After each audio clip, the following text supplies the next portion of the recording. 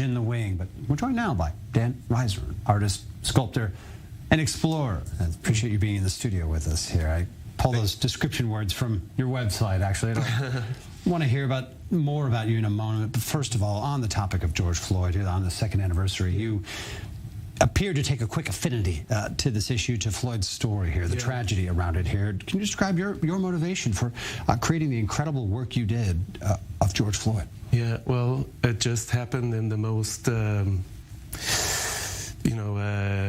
dynamic way I can say, that I saw the day the murder happened, and then the next day we all saw it on the news, and so visceral, so gut-wrenching to witness it, to see it. That was such an element of it. Yeah, right? It was so. It wasn't just a story. It was so strong, because when I saw the video, and I saw, which was taken by Daniela Frazier, which was so brave to stand in front and photograph this video. And it just became so personal, because when you saw him pleading for help and for breathing and for and myself, besides, I'm an artist, but I can also say I have, as an Israeli, I was a medic in the army. I'm post-traumatic from Lebanon. I have a whole story of my own.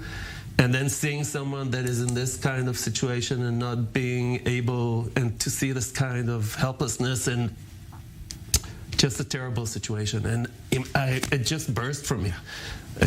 There was no kind of idea I'm going to do a sculpture, or I have this idea now. It wasn't anything big. It was just like, I have to create something about this moment, because I was flooded. You found this expression, this reaction. Yeah. How surprised or encouraged were you by the responses you started getting, by the reaction to it? Well, it started small in the studio while I was working. People would come in, and I could see that they are really taken and in tears. And also myself, while I was creating, it was very emotional for me. And I was really looking to capture this kind of moment, which is the in-between moment between this life and death. And so, and then a friend came in, and she took a picture, and we put it on Facebook. This is the image. I think we just had it on our screen there. This is just caught so strongly. The photograph that you see on this photograph was taken by a neighbor of mine, who is a very talented and known Israeli photographer, Ron Kedmi. And again, the post that went on Facebook reached hundreds of thousands of people commenting, and in a way sometimes fighting and starting from some places which are very difficult, but sometimes you would also see dialogues starting to happen. And this is the Trump era, and everything's supercharged, polarized.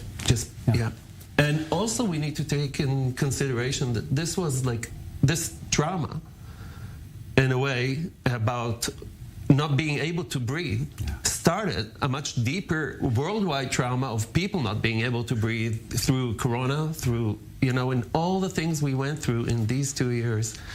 You touched on something here. Strong. I want to hear more about I believe you're working with veterans, IDF veterans, post-traumatic stress issues, through art, through sculpting in particular. Tell us about what you've discovered. What happened that was in the year 2000, my post-trauma from Lebanon broke through. This was when the day the second Intifada started. It was a very intense day for me. And when you are swallowed in some kind of a creation, you have one possibility is to be totally swollen in and be post-traumatic, what I call all-included.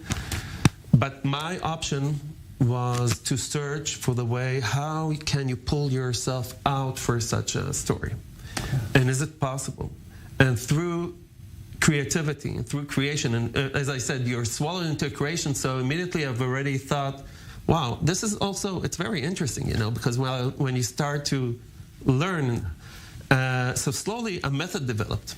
Each understanding that I had along the way, I would, like the way the understanding is casted into myself, I would cast into the bronze. Wow. So there are around 70 or more sculptures of bronze, which are depicting the different moments that I went through with this process in the 20 years I've been dealing with this. That's a whole another story for another day. Perhaps we'll come to your studio and that will be marvelous. You're most invited. Eye-opening and incredible. And, Thank you so much. Dan Reisner, thanks for being with us in the studio, first of all, on this important second anniversary for George Floyd, and for everyone watching here, and for your continued, for what you've already contributed to that discussion. So thanks for being with us. Thank you so much.